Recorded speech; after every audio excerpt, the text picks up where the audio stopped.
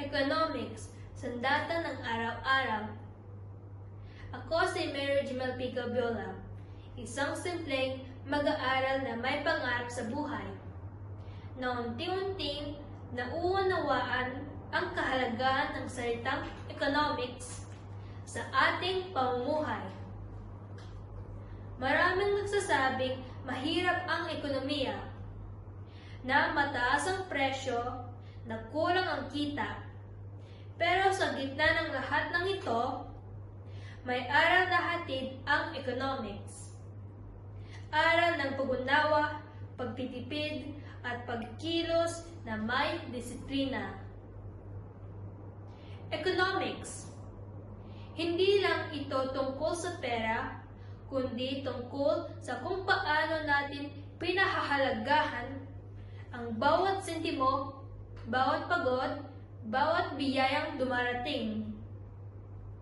Kapag alam mo ang economics, matutunan mong magpasya ng matalino kung kailan bibili, kailan magtitipid, at kailan mo dapat unahin ang pangangailangan kaysa sa luho.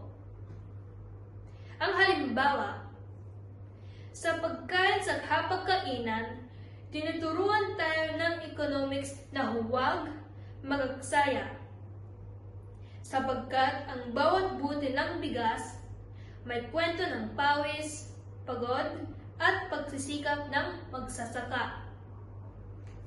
Sa bahay, tinuturuan tayong magplano, paano pagkakasyahin ang kita ng magulang, paano mag-ipon para sa pangarap, at paano maging responsable sa paggamit ng kuryente, tubig at oras. Sa paaralan naman, tinuturuan tayong mag-budget ng oras, pumili kung alin ang mas mahalaga at maging masinop sa mga bagay na ating pinagpaguran. Economics ang magtuturo sa atin ng bawat desisyon ay may epekto, hindi lang sa sarili, kundi sa lipunan at sa bayan. Kapag tayo'y matipid, matalino at may malasakit, nakakatulong tayo sa pag-unlad ng ekonomiya ng ating bansa. Isipin mo, kung bawat Pilipino ay marunong sa tamang paggastos, kung bawat kabataan ay may disiplina at malasakit, ang Pilipinas ay uusad, aangat at uunlad.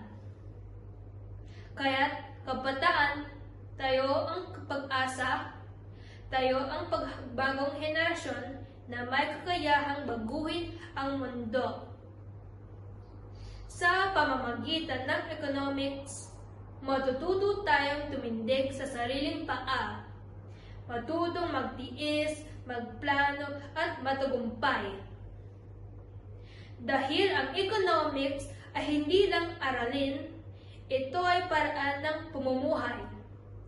Ito ay gabay sa bawat desisyon at ilaw sa daan tungo sa kinabukasan.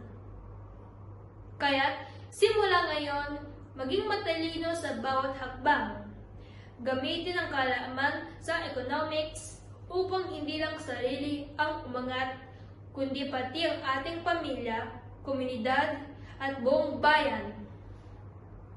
Ako si May, isang mag-aaral na naniniwala na sa wastong paggamit ng yaman, sa tamang desisyon at pag-ibig sa bayan, ang tagumpay ay hindi malayo, kundi abot kamay.